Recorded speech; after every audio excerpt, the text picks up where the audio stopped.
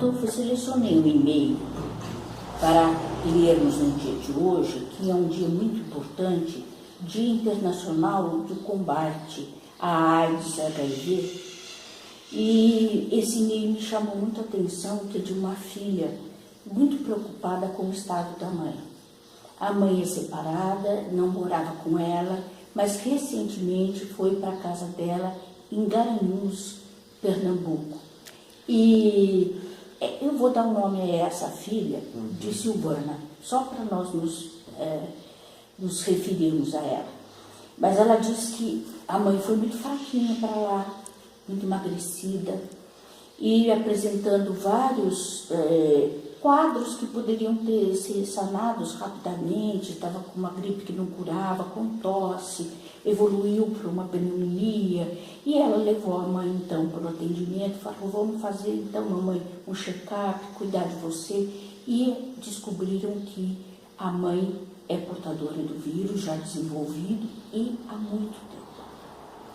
E ela não soube nos dizer, porque também não sabe, se a mãe é portadora, então, do vírus há muito tempo, já sabia e não contou para ela por vergonha, ou se a mãe também não sabe.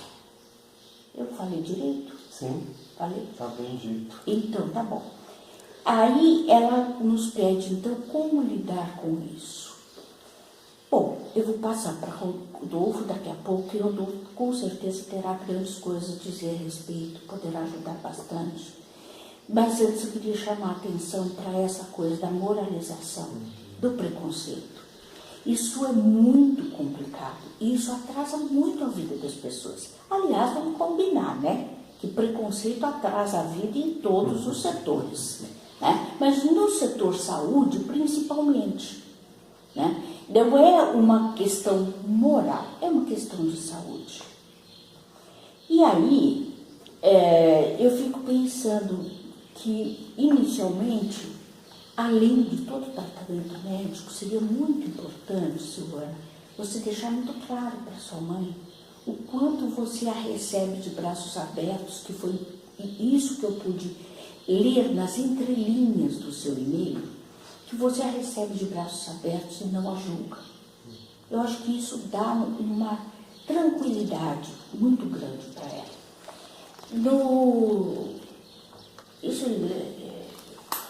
Muito antes de 2000, acho que em 98, 97, eu fazia mestrado em Psicologia da Saúde com o Dr. Paulo, que você teve a oportunidade de conhecer. Ele dava a questão da medicina e da psicologia, ele dava psicossomática para nós, e ele contou o caso de uma moça portadora do vírus que estava bem, que estava sob controle, e que logo que a família soube, fez um escarcéu com ela, brigou, reprovou, moralizou, ela rapidamente evoluiu e foi a óbito. Então fica muito claro essa questão de aceitação da família, de companheirismo, de não se sentir só, o quanto é importante para a recuperação do paciente. Então, Denise, bom, eu acho que o exemplo é muito importante, muito pertinente, porque nós reagimos como um todo, né? Quando nós separamos em termos de explicação aquilo que é de ordem emocional, aquilo que é de ordem física, na prática do dia a dia, isso acontece de uma forma inteira. E eu fiquei pensando, Denise, nas novas formas de preconceito, de marginalização, que sobrevivem ao tempo, ao espaço e ganham novos rostos, né?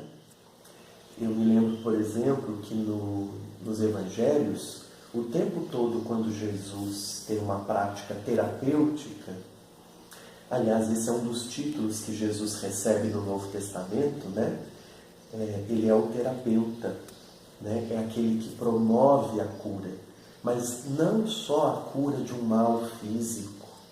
Quando Jesus, por exemplo, no Evangelho de Marcos, diz para um homem da mão seca: levanta aí, vem para o meio, e também diz isso para o paralítico, e também diz isso para o cego, ele está mais do que só curando, está dizendo, você não precisa ficar à margem, venha para o meio. E a gente sabe que a lepra na época de Jesus, né, promovia o que hoje o HIV/AIDS ainda promove, embora tenhamos, graças a Deus, melhorado muito. Mas a lepra era entendida como um castigo de Deus, como uma questão moral, um estigma. A pessoa contraiu a doença por algum pecado. E é assim que o HIV/AIDS, né? A Denise falou bem, hoje é o dia do combate à doença e ao mesmo tempo da prevenção à mesma, né? Quando a pessoa contrai o vírus, não quer dizer que ela já esteja doente da AIDS, ela tem um vírus no organismo, por isso hoje o Brasil já adotou a mesma prática que também acontece nos Estados Unidos, de não esperar o vírus se transformar na doença para tomar o coquetel. Na descoberta do vírus já se toma hoje o coquetel, distribuído gratuitamente nos postos de saúde. O Brasil, nesse sentido, também é um modelo do tratamento à doença. É gratuito, né? E é muito eficaz para que a pessoa não desenvolva a doença. Você quer falar? Não. Ah, pensei que você fosse falar algo. Então, é importante a gente saber o que a Denise falou, que tem tratamento, embora seja uma doença crônica, e não se pode esperar chegar como a mãe da Silvana, né? Seja porque ela não procurou fazer o teste, que é super importante, quando alguém tem alguma dúvida, se passou por um acidente, se teve relação sexual sem preservativo, se passou por alguma cirurgia de risco às pressas, qualquer uma das formas de contato com o sangue de outra pessoa, com fluidos corporais, é importante tirar essa dúvida fazendo o exame para que você faça o tratamento, para que não evolua para a doença. Porque a doença depois tem as doenças oportunistas, que foi o que aconteceu com a mãe da Silvana. Agora, se nós combatermos o preconceito, vai ser mais fácil as pessoas fazerem o exame, descobrirem o vírus ou a doença, irem ao posto, procurarem um remédio, se tratar e conviver em sociedade. O HIV/AIDS, desde a década de 80, quando apareceu, foi estigmatizado porque o principal veículo é a relação sexual. Né? Agora, e ficou muito ligado à promiscuidade, ficou muito ligado à homossexualidade, embora esse quadro já tenha se modificado. Os heterossexuais que contraem o vírus, em alguns momentos são iguais ou até maior o grupo do que os homossexuais, mas ficou esse estigma. Embora nós tenhamos aqui no Brasil avançado muito no combate e na contaminação, na prevenção, portanto, o grupo da melhor idade ou terceira idade não está respondendo tanto à prevenção. Aí a gente tem uma coisa assim, um paradoxo, né? Daí as drogas que estimulam sexualmente e que permitem então uma vida sexual até mais tarde, o que é muito importante, que é muito bom, mas também temos que lembrar da prevenção. Então, sexo é importante que se faça com consciência, tomando todas as precauções possíveis. Não só o grupo das pessoas acima de 60, Denise, mas nos últimos anos, os jovens e adolescentes. Sim.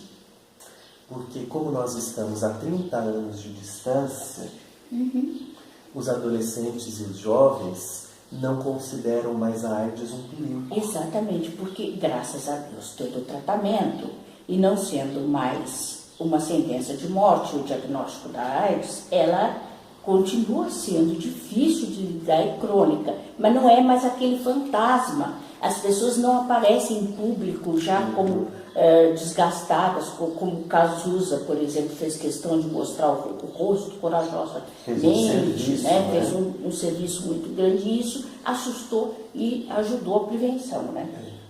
Então, para encerrar, Denise, eu quero pegar o gancho também do Cazuza. ele fala assim, numa das escritas do diário dele, que foi uma libertação quando ele assumiu em público. Porque ele tirou o peso das costas dele de ter o medo que as pessoas descobrissem. Eu quero dizer para Silvana que você, Silvana, providencie para sua mãe um tratamento com um médico psiquiatra e com um terapeuta. A sua mãe precisa se aceitar, precisa aceitar a história dela, precisa aceitar o adoecimento dela, justamente para ela se fortalecer, no exemplo que a Denise trazia da paciente do Dr. Paulo. Porque senão ela vai ficar assustadíssima, achando que todo mundo está sabendo, que todo mundo está falando, que todo mundo está julgando.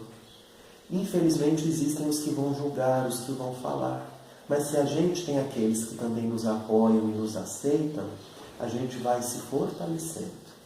Então, às vezes, um antidepressivo nesse momento, ou um remédio para a ansiedade, seja lá o que for que o psiquiatra considerar mais oportuno, vai ajudar. Porque não é fácil a pessoa com diagnóstico aceitar a si mesma. Ela vai oscilar entre fases melhores, fases de depressão, de tristeza, de ansiedade. Não é incomum, né, Denise, o paciente pensar em suicídio. Não, infelizmente. Por medo, por vergonha. Então, o melhor caminho é procurar ajuda. A terapia vai ajudar muito. A medicação também psiquiátrica vai ajudar muito. Porque nós precisamos superar esse preconceito que ligamos a doença ao sexo. Como se o sexo fosse feio, fosse ruim, fosse um pecado, né? Então nós precisamos tentar superar essa visão como era a lepra na época de Jesus. Muito bem, acho que ficamos por aqui. Um beijo, até a próxima. Até o próximo vídeo.